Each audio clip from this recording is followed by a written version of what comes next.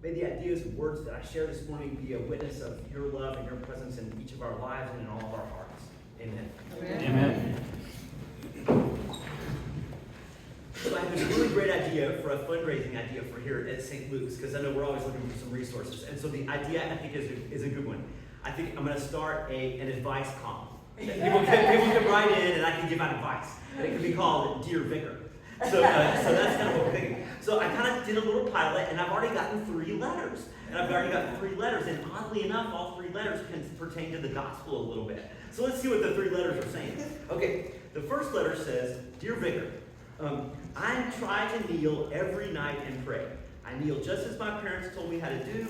I do the words that they told me to do. It's the words I learned when I was in Sunday school. But every night I just can't focus. My mind wanders. I don't focus on the words. And I feel absolutely no closer to God because of this prayer life. But I think it's the thing I'm supposed to be doing. Well, I thought, well, gee, I'll have a good answer for that one. But I thought, well, dang, I have the same problem. Like, I try to do the words that I was learned as a kid and try to do the things I'm told. But sometimes my mind wanders and I don't know what to think about my prayer life sometimes. Well, I look to the gospel here. And the very first line in the passage this morning says, Jesus prayed. Jesus prayed. So I thought, this is going to be where I find the answer. So I looked up, and the word pray that is used here in this gospel passage by this author in Greek has more than just one meaning. It doesn't mean just pray like God, or we talk to God, or God talk to us. It's not just that. In fact, the Greek word can also mean ask, entreat, question, confidence, credit, and instill. So it means a lot of different things. The word means tons of different stuff. But I think that kind of actually reflects what prayer really can be. It means a lot of different stuff. We don't have to be just kneeling beside our bed with our hands folded just so to be praying to the Lord. Apparently, if this word means lots of different things, I think the symbol or the message for us is that prayer is a lot of different things. I mean, think about it. When we come here together to pray together, the prayer starts when we hit the door. It comes together when we're kind of sharing our life with each other. How's your week been? What's your week been like? We're sharing with each other. That's prayerful. We come in here, we sing to beautiful music. We get to sing, that's prayer. We eat and we drink, that's prayer. We come together silently for a few moments of silence. There's all of these different aspects of what prayer is just in this room that we're experiencing. Think about all the ways that we can pray in our life out there. We can pray by marching on Juneteenth. We can pray by celebrating Pride Month. We can pray by being by the bedside of someone who might be sick or ill. There's all kinds of different ways that we can pray, different ways that we can connect with the divine presence in this world. I think that there's not just one specific thing, and I think if we're told this is the way, this is the thing you're supposed to do, then I feel like we're kind of not on the right path. In fact, I got into trouble in the seminary one time because I prayed a heretical prayer. I asked, oh dear Lord, please come be present with us. And afterwards, one of the priests yelled at me and said, you can't pray for God to come be present, he's always present.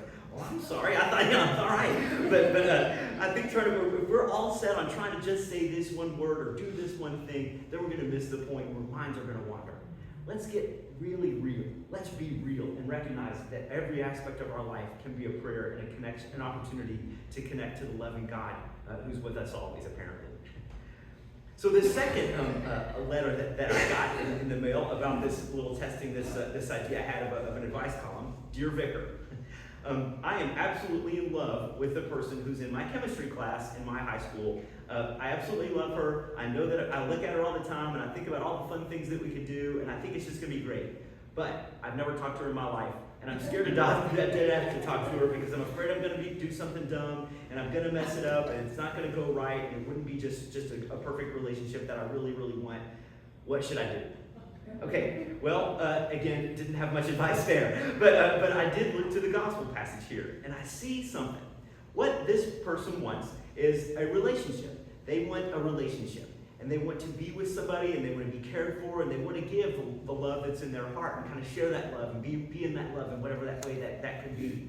And I think that that's what's going on in this gospel passage here. Is this a very kind of a confusing, kind of almost get dizzy reading this reading because of like I'm in him, you're in me, and all that kind of stuff. But really to say it's talking about a relationship. It's talking about a real relationship. I think that sometimes we do the same thing in our life of saying, oh, my relationship has to be just right. I want it to be just so, just like we see on movies or something like that. But that's not what it's really about. A real relationship is a relationship where we're connected with each other.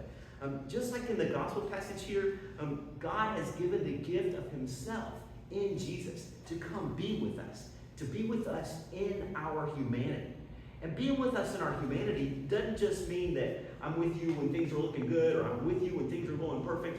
Being with us in our humanity is when it hurts, when it's sad, when we're angry, when we're joyful and excited about stuff. That's where God is present with us in a relationship, in our humanity. So if God has given up his place in heaven or whatever to come and be here with us in our humanity, think what we can be for each other. We can be human together. We can share this human condition that we live in together, even despite sometimes if we're getting angry with each other or we're struggling with each other or whatever. We had a vestry meeting this week, and there were all kinds of things discussed and all kinds of different opinions about different things and different ideas that were sort of tossed out and kind of all this different stuff. That was being human with each other, to try to figure out how do we make St. Luke's the best place that we possibly can. There's going to be all kinds of ideas, but we want to share this real human relationship.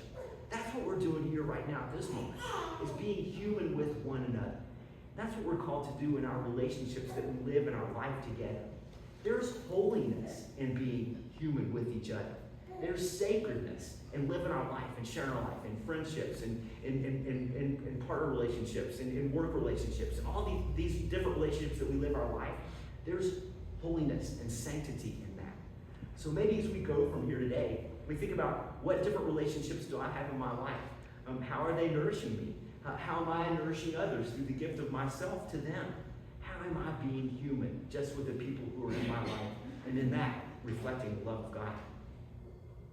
Well, the third letter that I got on this thing, Dear Vicar, I really feel like I'm no good. I feel like I'm always comparing myself to my siblings. I'm always comparing myself to other people. I always feel like I'm not just quite what I should be because I'm not as perfect and good as other people.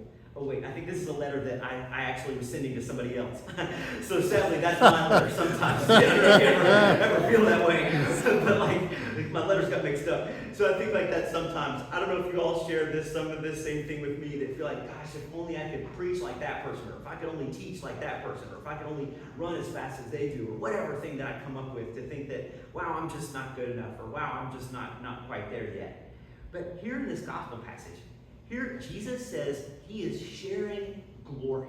Sharing glory. That word glory is a word of like holiness. He's sharing his holiness. Like he's sharing his glory with us. So who am I to say I'm no good? Who am I to say I don't have a voice? Who am I to say that I can't do this or that just as well?